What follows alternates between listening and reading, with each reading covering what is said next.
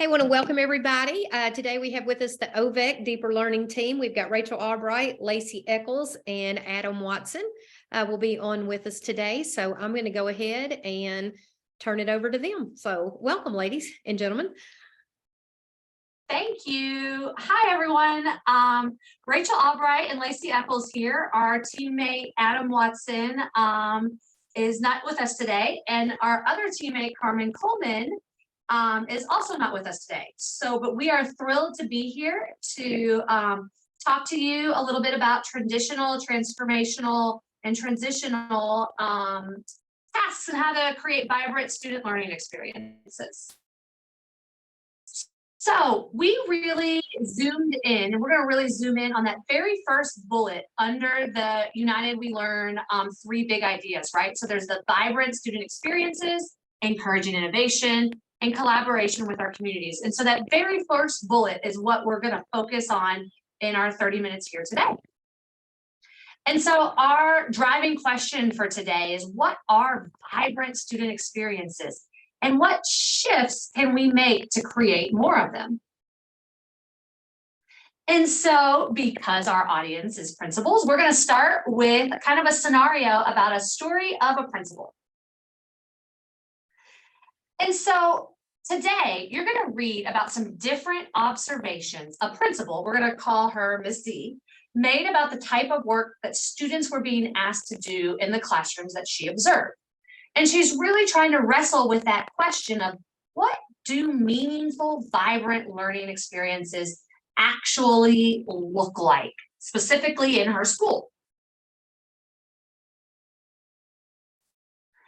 And so I'm going to drop in the chat some observations that she was making throughout the day.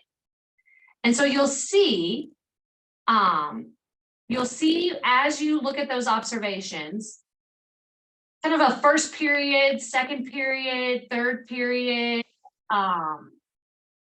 fourth period, fifth period, and sixth period. Sorry, I'm trying to multitask by copying the link and talking at the same time, which I'm not awesome at.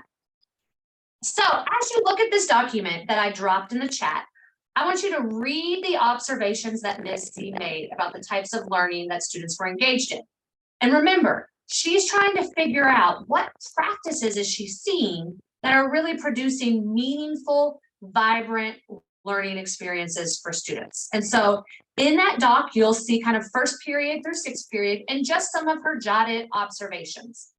And then as you're reading, we want you to think about, what are the characteristics that seem to produce meaningful, vibrant learning experiences? And as you think of those characteristics, you'll see there is a QR code you can scan, or we're going to go to menti.com. This will work either way. So if you'll take a moment real quickly to kind of open up that Google Doc, as well as either scan with your phone or go to menti.com and use the code 81789535, and I'll also put that in the chat, and start dropping in to that Menti some of the characteristics that you see throughout those learning experiences. And we're going to give you about 5 minutes to do that.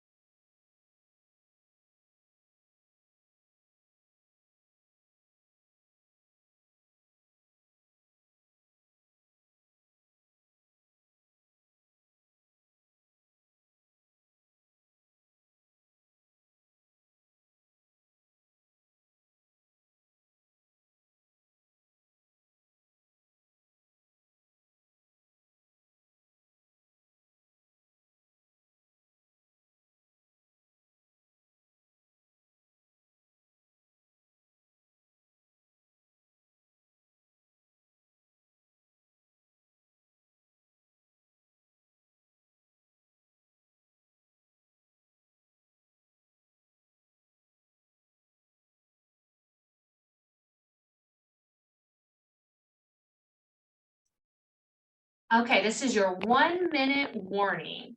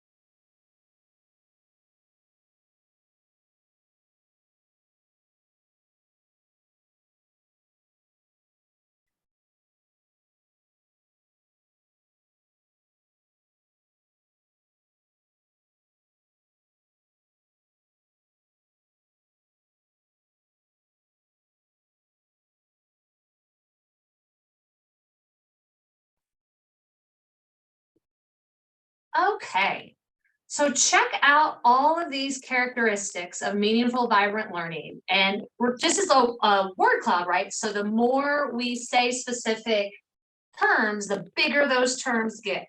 So kind of looking at these characteristics, what I want you to do next is I want you to think about a phrase that maybe 1 or 2 sentences to help Ms. Z answer that question. So using these characteristics, what do meaningful, vibrant learning experiences look like? So looking at all of these words and all of the observations that you made, let's help Ms. Z answer this question of what do meaningful, vibrant learning experiences look like? And the way I want you to do this is I want you to type 1 or 2 sentences in the chat, but don't hit enter yet, right? We're probably familiar with the waterfall. So type 1 or 2 sentences in the chat, but don't hit enter yet. So we're trying to help Ms. Z answer that question of what do meaningful, vibrant learning experiences look like? And I'm going to give you about 60 seconds to kind of type a couple sentences in the chat without hitting enter yet.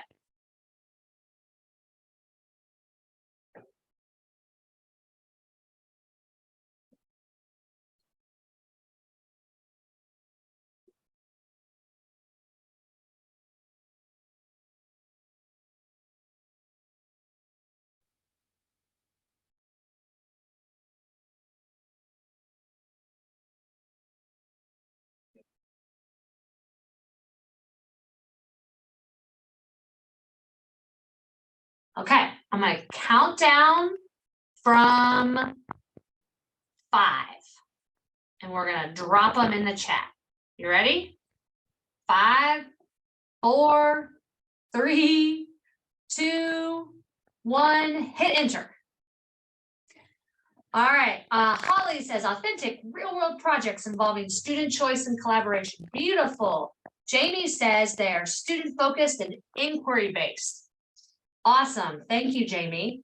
And we have a teeny tiny group in this little PD. So It is 2:30 or almost 2:30. So we are happy to get our 2 answers here. Absolutely. We are thrilled. And so amazingly, by looking at some of those observations and thinking about some of those characteristics, you, through a kind of deeper learning model, have kind of developed your own definition of what you think deeper learning might be. And so Rachel's going to kind of dive in a little bit more to how the rest of the world defines deeper learning, which is very similar to what Holly and Jamie dropped in the chat. Yeah, so we've couched this in exploring what vibrant learning experiences are, because that was one of the commissioner's big 3 things, right? And to us, when we think of vibrant learning, to us, that's kind of synonymous with deeper learning. And what the definitions you all just posited are exactly what a lot of experts say deeper learning is. Rather than giving a full definition, we like to just kind of explore what it is, what it isn't. So just like you guys said, it's work that's meaningful. Kids have choice in what they're doing. They can bring them full selves to it. Collaboration was really huge. One of the words that, like, I guess of our 4 or 5 people that are in here, like all of you said it. So yeah, it's work that kids care about, that they're working together to produce. We also want to think about what is not a vibrant or not a deeper learning experience. So I'll give you just a second to scan these, and then we're going to zoom in on just a couple of them. So these are some things that deeper learning is not.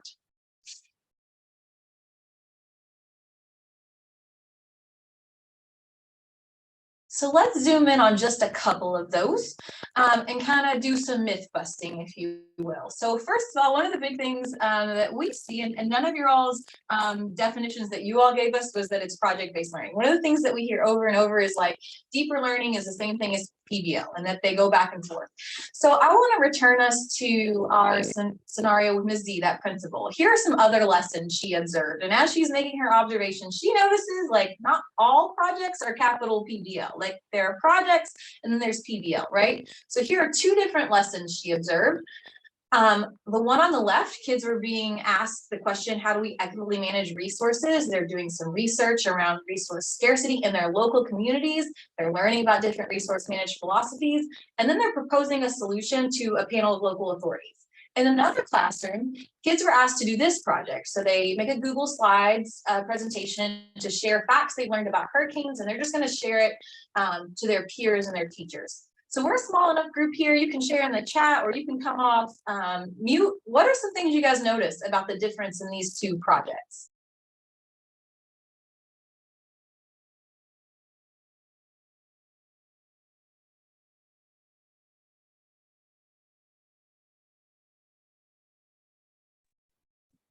The first one has an authentic product.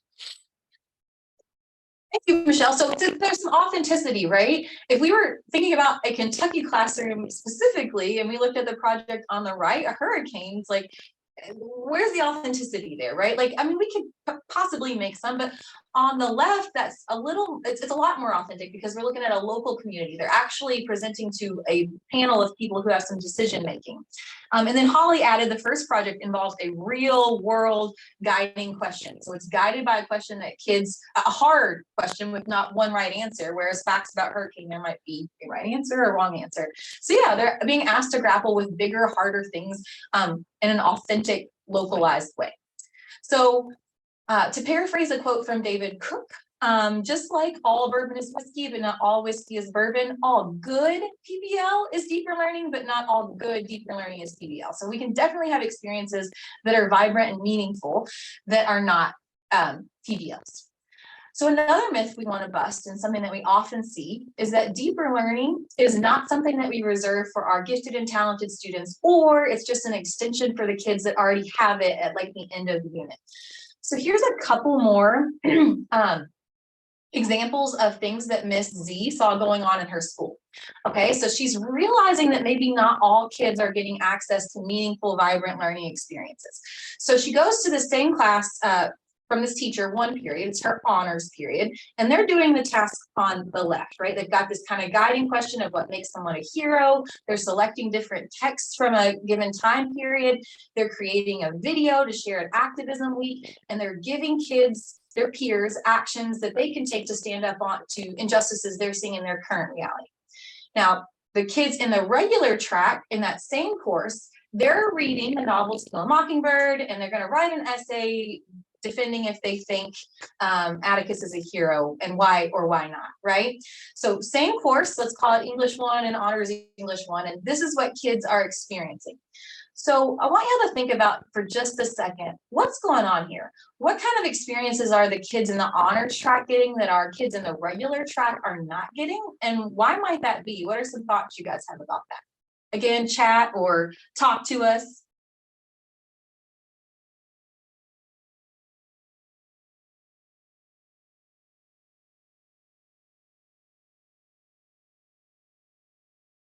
So Christy's adding, in the regular classroom, there's no collaboration, right? We're all reading the book independently, or maybe the teacher's reading it aloud, but we're all writing our independent essays. We're all doing that independently. Holly added that kids in the general track are not getting the opportunity to make connections to their experiences and the world they're living in today. Right. They're not seeing any connection to that kind of novel that sits on the shelf and is like everybody reads it. It's not coming to life for them in any kind of meaningful way. They may not be asked to see connections to their daily lives. So just like you guys said that vibrant learning experiences are authentic and require collaboration, exactly. Let's move to that second part of the question. Why do you think honors kids are being asked to do that and regular kids are being asked to do much less?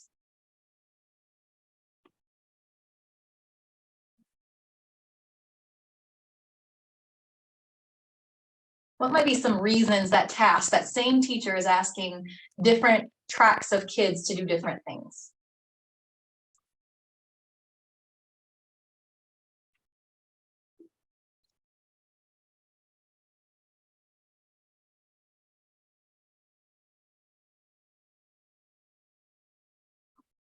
Maybe people are writing a book, or maybe it's almost 2:30 and their brain are not ready to do it. It's a tricky question. It is a tricky question.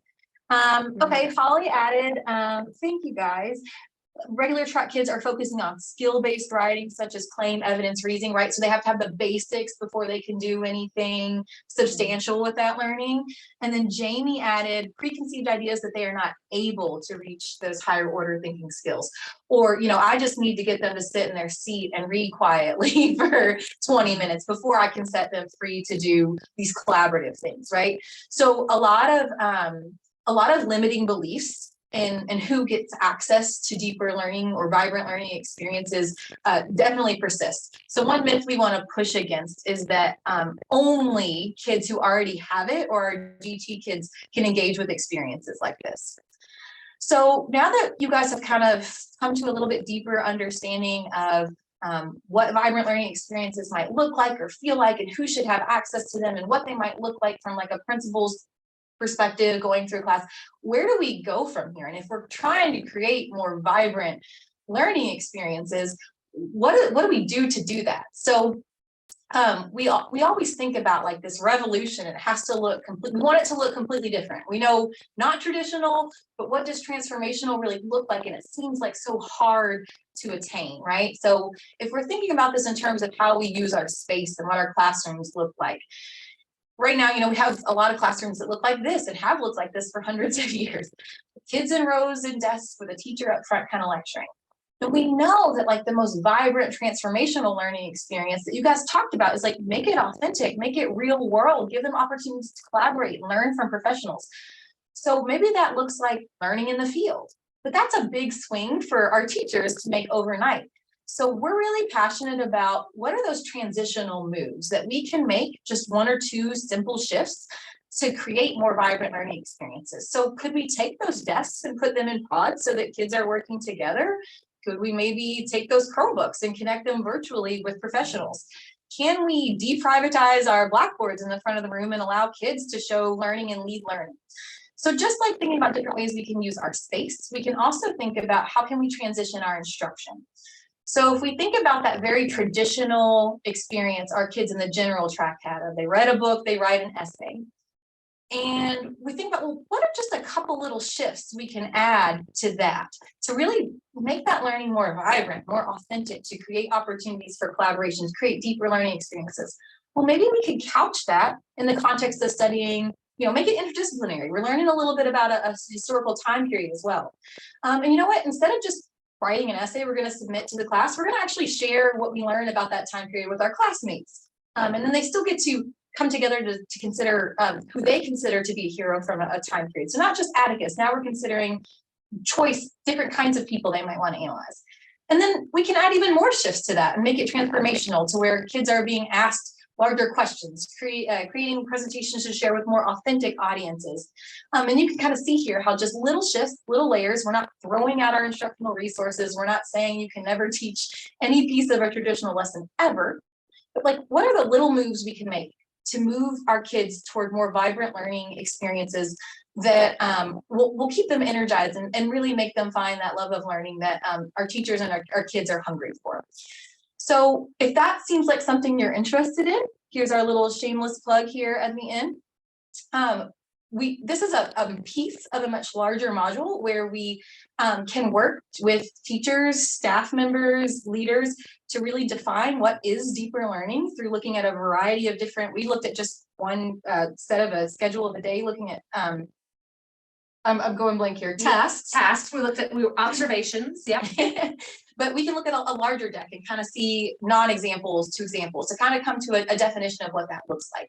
From there, we can kind of take that definition and think about like what's going on there to make things more authentic. Like what are the specific little instructional moves of providing choice or of making it more authentic by couching it in a real world experience? Like what are the little moves that are going on there that we can take our existing instructional resources and lessons and just turn the knob up just a little bit.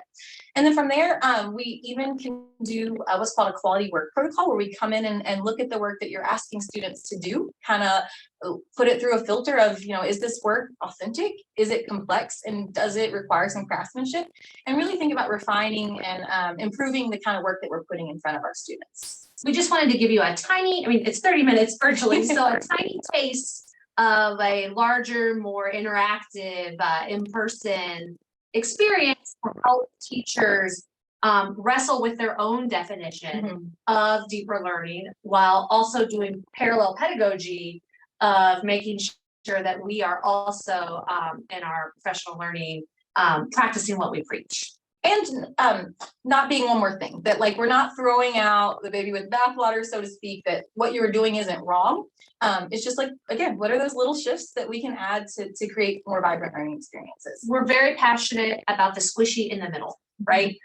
We want to obviously get to transformational, but we think that squishy middle of transitional is really the place to start and to, you know, start making those baby steps forward.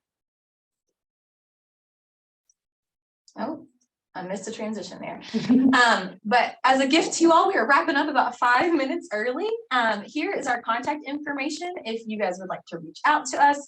We're more than happy to work with you on any of these things. And we just want to thank you so much for your time and your collaboration with us this afternoon. Specifically at 2:23, 30 minutes before the day's over with. So thank you, and we'll stay on for any questions you might have. But other than that, we really appreciate your time and have a great afternoon. Thank you all so much. Thank you. Appreciate it.